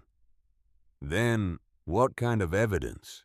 A forged quitclaim document, dated 2015, signed with my mother's name by a woman who would later become my stepmother, a woman who worked for 7 years at the law firm that represents the company trying to buy the land my mother would have inherited. More silence. Where are you right now, Miss Winters? Route 9. Gas station. Stay there. I'm sending someone to pick you up. They sent a sheriff's deputy in an unmarked car. He was young, maybe 30. He didn't ask questions during the drive. Just took me to the courthouse and walked me up to the 3rd floor where the DA's office was. Robert Lansing was in his 50s. Former military, I'd learn later. He had that bearing, that way of standing that says I've seen things, and I don't rattle easy. He sat me down in his office and he listened while I told him everything. The porch, the socks, the map, the vault, the will, the trust, and Linda. I showed him the carbon copy with my mother's signature crossed out. I showed him the forged version. I showed him my mother's letter. He examined everything with reading glasses perched on his nose. He took notes. He asked questions, specific ones, timeline questions, documentation questions. Your mother died in January 2016. Yes, sir. And this document is dated November 2015. Yes, sir. Which means your stepmother forged this signature while your mother was still alive, while your mother was dying of cancer. Yes, sir. He set his pen down, took off his glasses, rubbed his eyes. Miss Winters, he said, do you understand what you're asking me to do here? I'm asking you to prosecute a crime. I'm asking if you understand what that means. For your family, for your father. A criminal trial is public. It's ugly. Every detail of your mother's death, your father's remarriage, your stepmother's employment history, all of it will be in the newspapers, on the internet. People will talk. Let them talk. He looked at me for a long time. You're very young to be this certain. I'm old enough to know what's right. He nodded slowly, picked up his phone, pressed a button. Mary, get me the file on Keller, Maddox, and Drew, corporate clients list, and find out who's handling white-collar cases this quarter. He hung up, looked at me. I'm opening an investigation. It's gonna take time. Months, probably. We'll need to subpoena records from the law firm, bank records, email correspondence. We'll need to establish a pattern of behavior. Prove intent. How long? I asked. 6 months, maybe more. But Miss Winters, I want you to understand something. The burden of proof in a criminal case is beyond a reasonable doubt. That's a high bar. Civil cases like the probate matter you're pursuing, those are easier. Preponderance of the evidence, more likely than not. I understand. Do you want to proceed? Yes, sir. He stood up, extended his hand.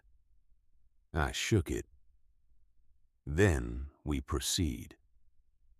3 weeks later, Linda was served with a subpoena. She was required to appear for a deposition in the civil probate case, required to bring any and all documentation related to her employment at Keller, Maddox, and Drew, required to answer questions under oath about her knowledge of the Millstone Trust. Warren scheduled it for a Thursday afternoon. I told him I wanted to be there. You don't have to be, he said. In fact, it might be easier if you're not. I want to look her in the eye. He studied me, then nodded. All right, then. Linda came with her own lawyer, a woman from the state capitol. Expensive suit, expensive briefcase. The kind of attorney you hire when you know you're in trouble. We met in the same conference room where we deposed Moss Ridge. Linda sat across the table from me. She looked different than she had 3 weeks ago. Thinner, harder. The performance was gone. The casseroles and sympathy version of herself had been stripped away, and what was left was someone I didn't recognize, or maybe I'd just never seen her clearly before. Her lawyer started with the standard objections, irrelevant, asked and answered, harassment, Warren dealt with each one methodically, patiently. Then he got to the questions that mattered. Mrs. Hart, can you describe your employment at Keller Maddox and Drew?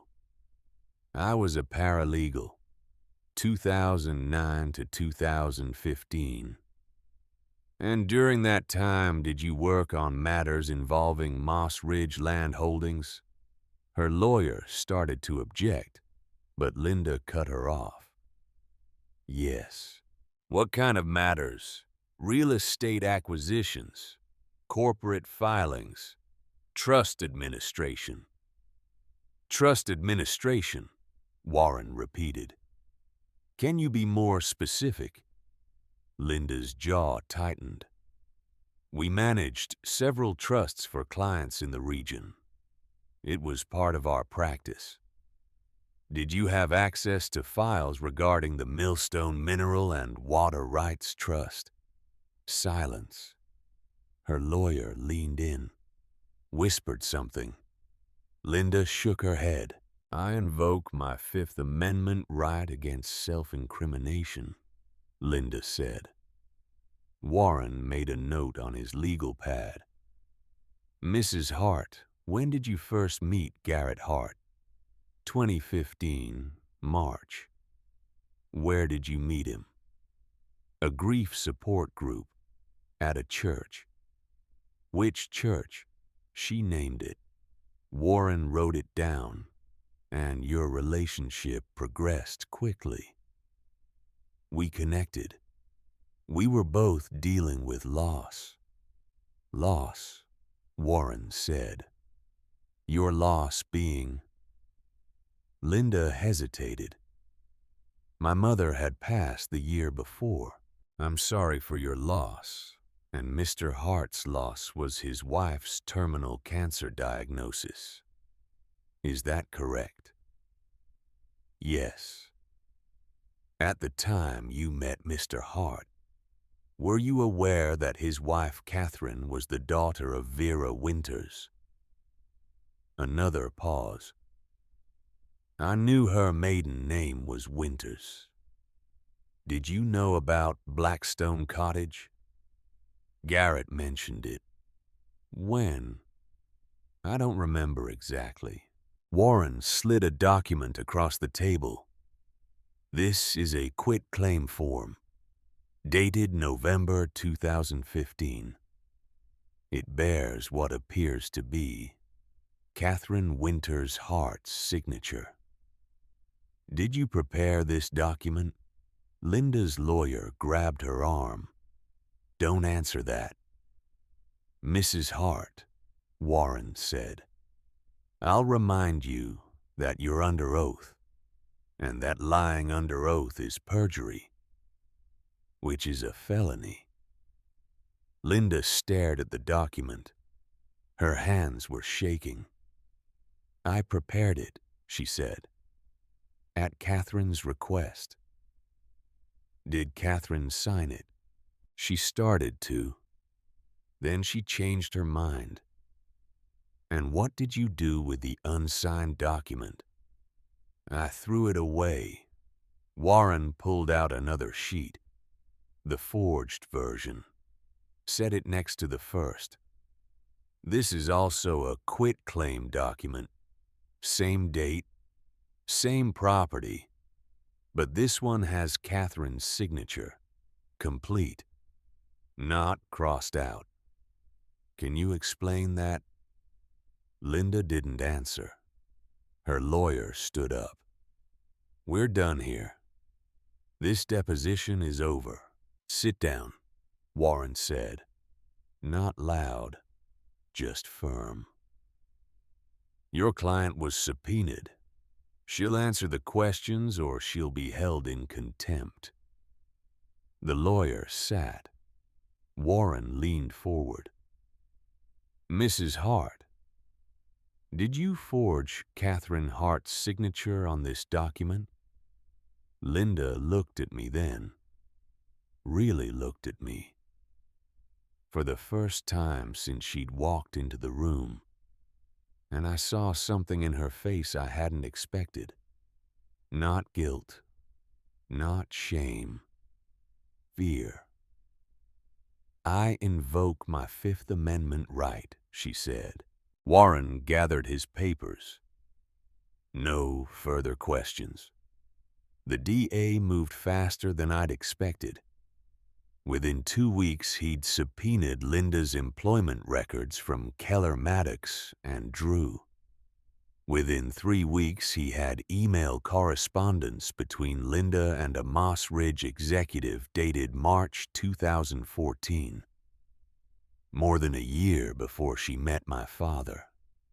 The emails were careful, professional, but the substance was clear.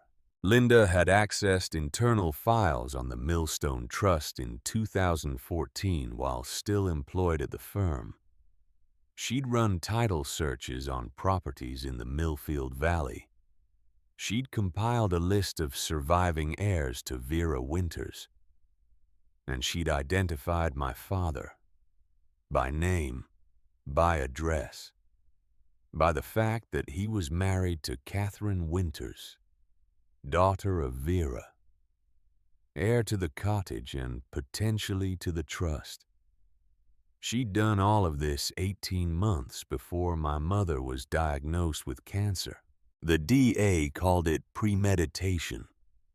I called it what it was, a plan. My father fell apart when he saw the emails. I was there when the DA showed them to him. Warren thought it was important that my father understand the full scope of what Linda had done, that it wasn't just opportunism, it was calculation. We met at Warren's office. The DA brought the file. My father read through everything. His hands shook. At one point, he had to stop and leave the room. I heard him in the hallway. The sound of someone being sick. When he came back, his face was gray. She knew, he said, before she ever met me. She knew who I was, who Catherine was. She knew about the cottage, about the trust, all of it. Yes, the DA said. My father put his head in his hands. I led her into our home. I married her. I led her around Marlowe. Jesus Christ. Mr. Hart, the DA said, I need you to understand something. Your wife, or rather your soon-to-be ex-wife, is going to be indicted. Probably within the month. The charges will be fraud conspiracy to commit fraud and forgery. If convicted, she's looking at 18 months to 3 years in federal prison. My father looked up. Good. When this goes to trial, you'll be called to testify about the timeline, about the marriage, about what you knew and when you knew it. I'll testify. It's going to be hard. Defense will try to make it seem like you were complicit, that you knew about the plan. I didn't. I know that. But they'll try anyway. Are you prepared for that? My father looked at me, then back at the DA. I wasn't there for my daughter when she needed me. I stood in the hallway and watched my wife put her out of the house in her socks, and I didn't do a damn thing to stop it. If testifying is what it takes to make that right, I'll do it. The DA nodded. All right, then. After he left, my father and I sat in Warren's office alone. I sold the house, he said. I looked at him. What? The house. The one you grew up in. I listed it last week. It sold in 3 days. Closing is next month. Why? because every room in that house reminds me of what I let happen to your mother, to you. I can't live there anymore." He paused. "I'm using the money to pay for the divorce and to pay Warren's fees for your case. And whatever's left, I'm putting in an account for you. For college. Or whatever you need. You don't have to do that. I do, actually. I have to do something. And this is all I know how to do right now." We sat in silence for a moment. "Where are you living?" I asked. "Motel on Route 9. It's not much, but it's enough." "Are you drinking?" He looked at me, surprised by the directness. "I was," he said. "After your mother died, I was drinking every night. Linda didn't like it. She'd pour it out. Hide the bottles. I thought she was helping me. Now I realize she just wanted me sober enough to sign papers." He paused. "I haven't had a drink in 2 weeks. I'm going to AA. 3 meetings a week." "Good."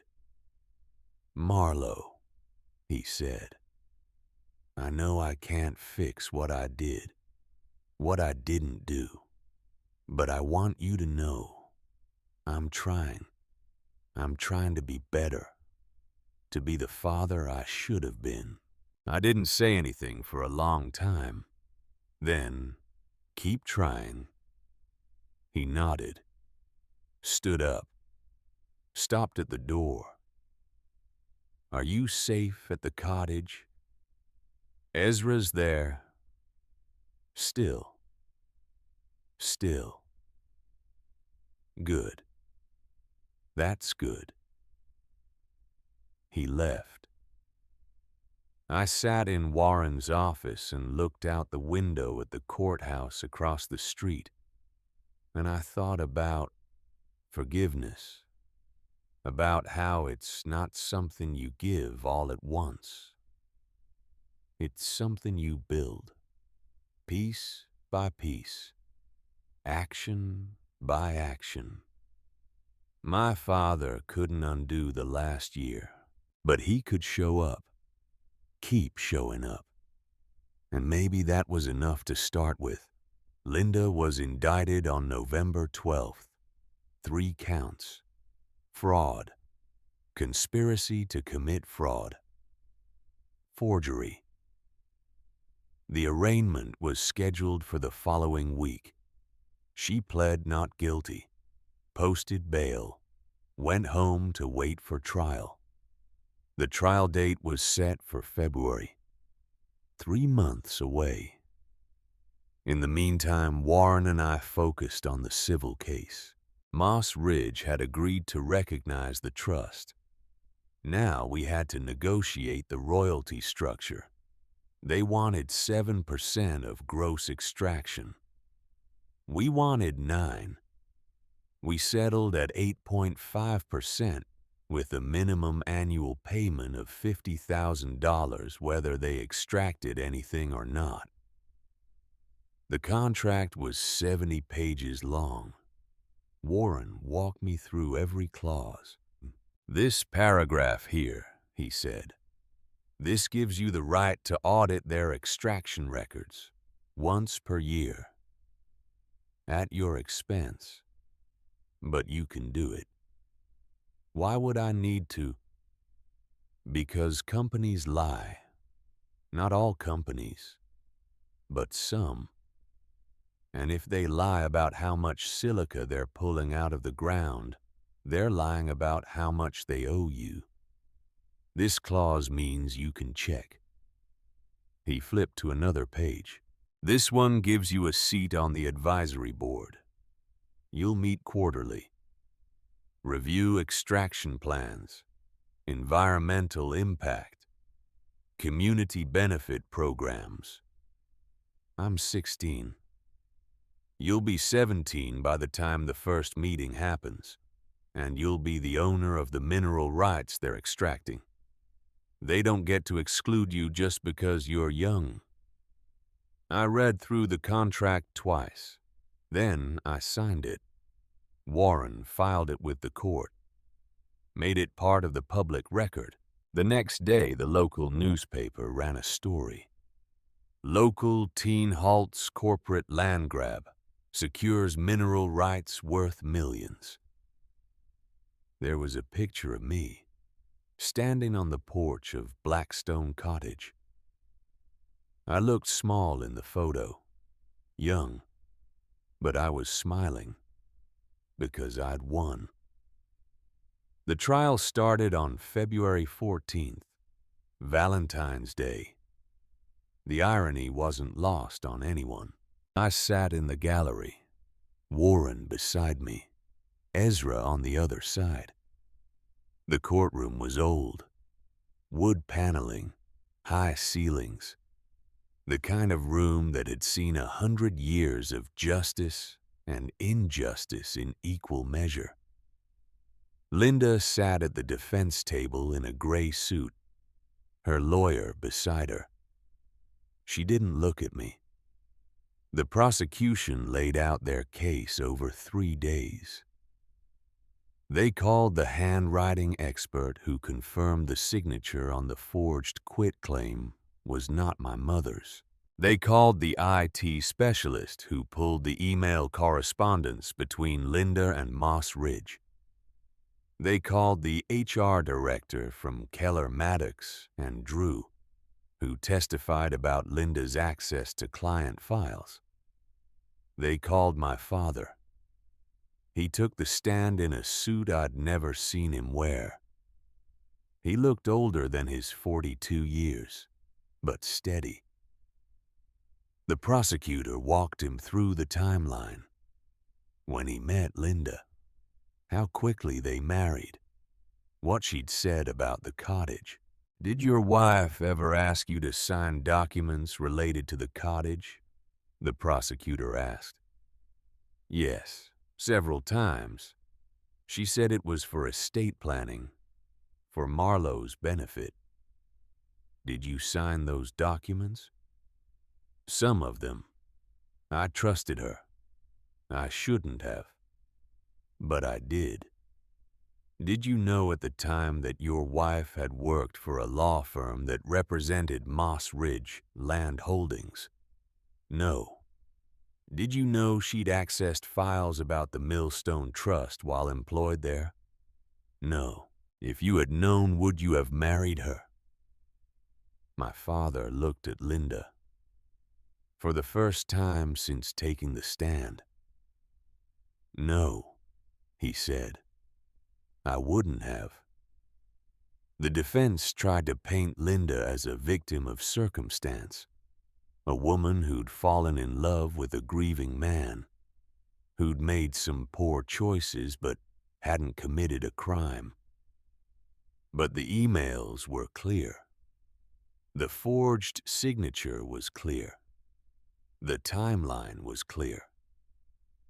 On the 4th day during a recess, Linda's lawyer approached the prosecutor. They talked for 10 minutes. Then the prosecutor came over to where Warren and I were sitting.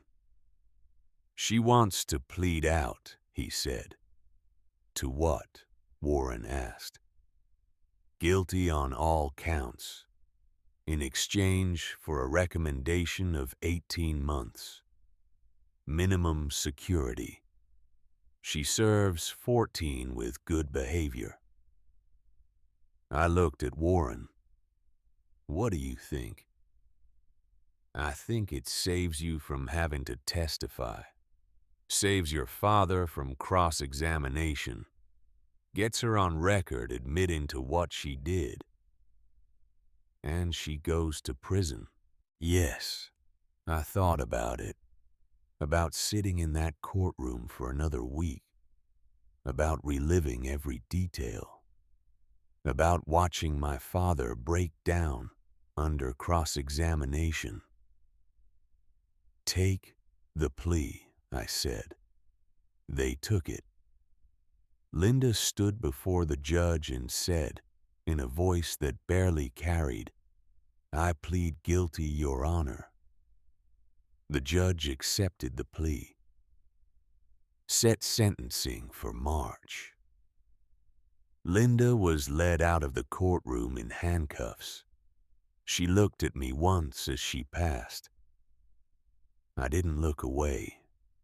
Sentencing was quick. 18 months in federal prison, $50,000 fine, permanent revocation of her paralegal license, 5 years probation after release. The judge read the sentence without emotion, then added, "Mrs. Hart, you targeted a grieving family. You forged a dying woman's signature. You married under false pretenses for financial gain. And you evicted a 16-year-old child from her home. I want you to understand that the only reason you're not getting the maximum sentence is because the victim, that child, asked for leniency. Remember that while you're serving your time." Linda was taken away. I didn't attend. I was at Blackstone Cottage, working on the roof with my father. He'd been coming every Sunday for 6 months. The first few times I barely spoke to him, just handed him tools, pointed to what needed fixing. But slowly over weeks and months, we found a rhythm. He'd show up at 8 in the morning. We'd work until noon, break for lunch, work until the light failed. He was good with his hands. He'd always been good with his hands. That's what he'd done before everything fell apart. Built things. Fixed things. Now he was building something else. Trust.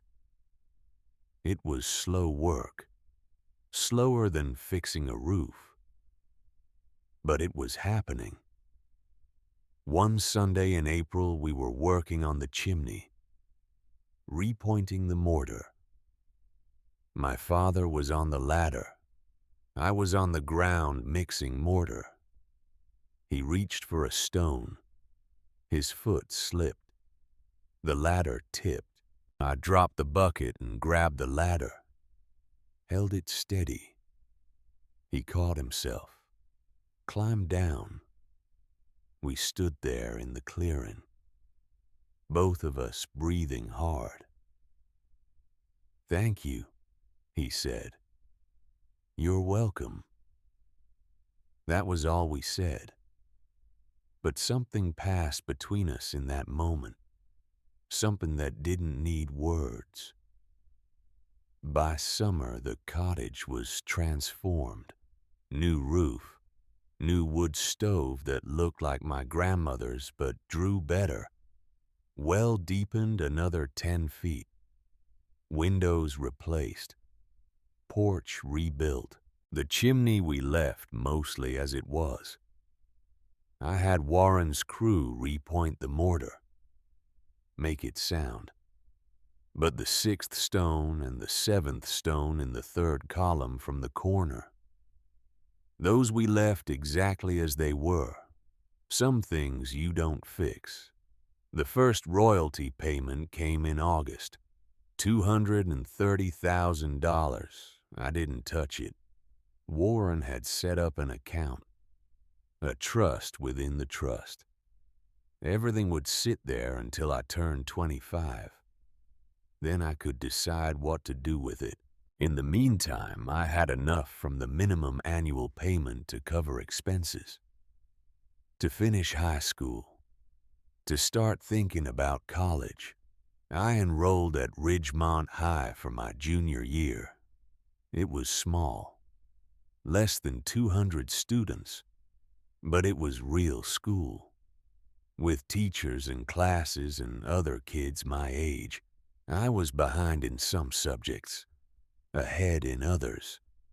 I worked hard, caught up, made a few friends, started to feel like a person again instead of just a survivor. Linda was released after 14 months. Good behavior. She moved 3 states away. Got a job in retail. My father said she'd tried to contact him. He hadn't responded. I didn't blame him. Some bridges you burn, and you don't rebuild them. I graduated high school in 2018. Top 10% of my class. Scholarship offers from 3 state schools. I chose the one closest to Millfield, Penn State Harrisburg. 40-minute drive from the cottage. I declared my major sophomore year, agricultural law. Warren had asked me when I was 17 if I'd ever thought about law school. Why, I'd said, because you're good at it. The research, the argumentation, the standing your ground. And because I'm 79 years old, I'm not going to practice forever. What are you saying? I'm saying I need someone to take over this practice when I retire. Someone who understands this valley. Who cares about it? Who won't sell out to the first corporate firm that offers a partnership? You want me to be a lawyer. I want you to think about it. So I thought about it. And the more I thought about it, the more it made sense. Not corporate law, not big city law, small town law, estate planning, property disputes. The kind of law that helps people keep what's theirs. I started law school applications my junior year at Penn State. Got into 3 schools. Chose the University of Pittsburgh. 3 hours from Blackstone Cottage. Close enough to come home on weekends. Far enough to have my own life. I moved into the dorms in the fall of 2021. I was 21 years old. The cottage was still standing. The valley was protected. And I was ready for whatever came next. But I came home every few weeks to check on things, to sit on the porch, to build a fire in the stone fireplace and sleep in my grandmother's bed, to remember. My father came by when I was there. He'd gotten his own place by then, a small house on the other side of Ridgemont. He had a girlfriend, a woman named Anne who taught 3rd grade and had a laugh that sounded like wind chimes. They'd met at a grief support group, the same kind of place he'd met Linda, but this time it was real. He brought her to the cottage once. She was kind, quiet. She didn't try too hard, just sat on the porch and drank coffee and asked good questions about the history of the place. After she left, my father said, "What do you think?" "I think she's good for you." He nodded. "I'm not gonna rush anything. Not this time." Good. We sat there a while longer. Then he said, "Your mother would be proud of you. What you did. What you're doing." I didn't say anything. Couldn't. He put his hand on my shoulder, left it there for a moment, then stood up and went home. On January 1st of every year since I found the vault I write in my grandmother's ledger. The leather is worn now, soft as cloth. The pages are filling up. I write the date, the balance in the trust, the fees paid, the renewals filed, and I write A note. 2017 M holds it. Valley protected. 2018 cottage restored. Roof sound. Well deep. 2019 high school complete. Penn State enrolled. 2020 trust growing. Land remembers. 2021 law school begins. Learning to fight with words now. 2022. Still here. Still holding. On the first page of the ledger, my grandmother had written instructions. To whoever reads this. This land has been in our family since 1891. It will stay in our family as long as someone is willing to fight for it. Hide this book where I hid it, behind the 6th stone, 3 in from the corner. Tell the next one when she's ready, not before. I haven't told the next one yet, because there isn't a next one, not yet. But someday there will be. A daughter, maybe. A niece. A girl who comes down Blackstone Road someday with nowhere else to go. And when she does, she'll find the cottage. She'll find the fire. And behind the 6th stone, 3 in from the corner, she'll find what my grandmother left and what my mother carried and what I'm keeping now. Not just money, not just rights, not just paper.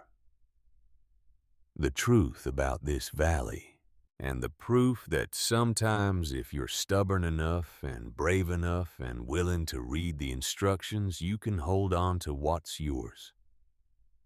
I visit my mother's grave every few months. My grandmother's, too. They're in the same cemetery, 3 miles up the road from the cottage, under sugar maples that drop their leaves every October. Onto the same ground my family has stood on for 5 generations. I bring flowers, sit on the grass between the stones, talk to them sometimes, tell them about school, about the cottage, about my father, about how I'm doing. I think they know, somehow, that I'm okay, that I made it through. Last time I was there, I brought a letter I'd written, not to my mother, to my grandmother. I read it out loud, standing there in the cemetery with the wind in the trees and the sun going down, and nobody around to hear but the dead. Dear Grandma Vera, I found it, the way you knew I would. You hid it where only someone who loved you would look, where only someone who read your instructions all the way through would find it. The 6th stone, 3 in from the corner. I pulled them out the way you showed my mother, the way she told me.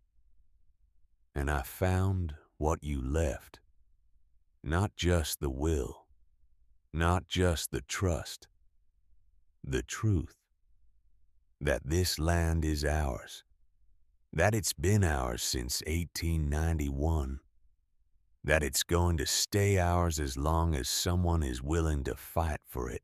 You knew they'd come. The lawyers, the companies, the people with smiles and paperwork and plans. You knew what they'd want, and you knew what I'd need to stop them. You gave me that, in an ammunition can behind a chimney stone. You gave me everything. I'm holding it now. The valley, the cottage, the land, I'm 21 years old. I'm in law school. I'm learning to fight the way you fought. With paper. With documents. With truth. The cottage still stands. The roof is sound. The well is deep. The fire burns clean. And every January 1st I write in your ledger the way you did. Because this is what we do. We keep the record. We hold the land. We remember. Someday there'll be another girl. Maybe my daughter. Maybe someone else's. She'll come down Blackstone Road with nowhere else to go. And she'll find what you left. What I'm keeping. What she'll hold after me. The valley came for it. I held it. The land remembers. Love, Marlowe. I folded the letter, left it weighted down with a stone on my grandmother's grave. The sun was setting by the time I walked back to the cottage. The clearing was full of long shadows and golden light. Smoke was rising from the chimney. Ezra had come by earlier to split wood. Left a cord stacked neatly on the porch. My mother's barn jacket was hanging on a hook by the door. I didn't wear it as much anymore. I had other coats, other ways to stay warm, but I kept it there, on the hook where my grandmother had kept her coat, where her mother had kept hers. Some things you pass down, not because they're valuable, but because they're true. I went inside, built up the fire, sat on the hearthstones the way my grandmother had taught me when I was 8 years old. And I thought about how far I'd come, from a 16-year-old girl standing in wet grass in her socks, with nowhere to go, to a 21-year-old woman with a college degree and a law school acceptance letter, and a future that was hers to build. The valley had come for what was mine, and I'd held it, not because I was special, not because I was brave, but because my grandmother had loved me enough to leave me a map, and my mother had loved me enough to make sure I could read it, and because sometimes when you're standing in the dark, with nothing but a dying flashlight and a hand-drawn map, and $85 to your name, the only choice is to keep walking.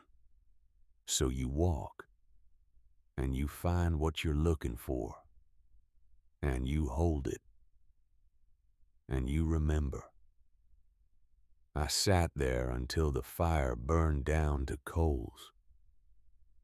Then I climbed the ladder to the loft, pulled the wool blankets up to my chin, and I slept.